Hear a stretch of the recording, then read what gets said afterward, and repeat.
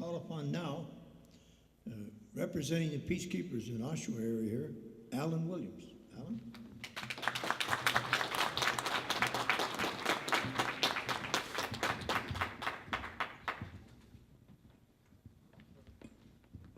As a charter member of the Canadian Association of Peacekeepers, I send my greetings on behalf of the President.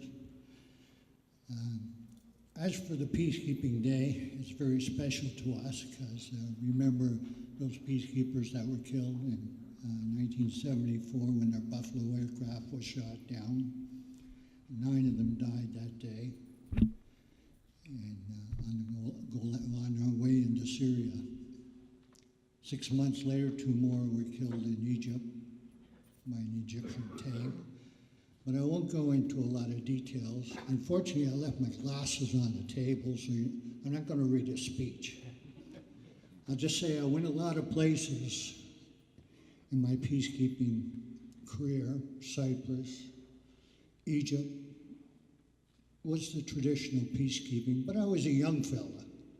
I was excited about these trips overseas. But little did I know how insidious it was going to be.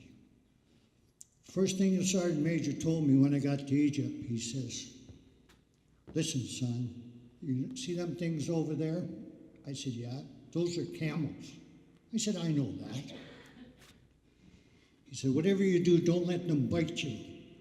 I said, "I have no intention of letting them bite me." "But why?" He says, "In their saliva, they carry syphilis." I said, "Get away. I'm warning you, son. They bite you, you got syphilis." So I looked at him, and he looked very serious, and other heads were nodding. So I thought about this for a while, and it worked on me. I stayed away from them camels. It seems funny now, doesn't it? But what if I got bit and got syphilis? And I got home to my wife, and she said, "You got syphilis? You were fooling around with another woman?" No, not another woman. I got it from a camel." Would that be any better? Would you walk a mile per camel? No way. Stay away from camels. After that, I ended up in Beirut. We know what Beirut's like today. When I got there in June 1975, it was like a dream come true. 2 weeks later, it turned into a civil war like I'd never seen. There was no peace to keep there. Little did I know that was the beginning of a trend that was to affect UN missions. Golan Heights, 1982. Israel decided to go into Lebanon. Their Northern Armored Column went right over the Golan Heights. I can assure you my head was so far in the sand that I missed it. Later on, 1991, I was posted to a place called Cambodia for a year or more. I never heard of the Khmer Rouge till I got there. 6 months later, 61 dead, and I don't know how many wounded. And I began to realize that peacekeeping didn't exist like we knew it.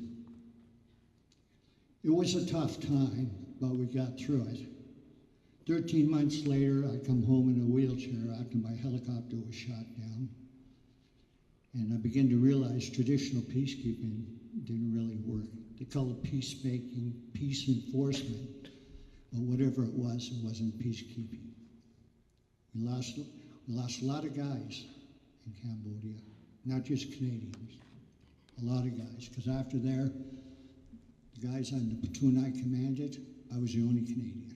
There were 37 guys, and I lost some of them. So today, I think about 2 things. I think about Korea. My brother was at Capt with 2 PCLI. He's not with us anymore. I think of the guys in Korea who were forgotten for so long, and it took 50 years for the government to give them a medal. A little slow there, I'd say, but thank God they got it.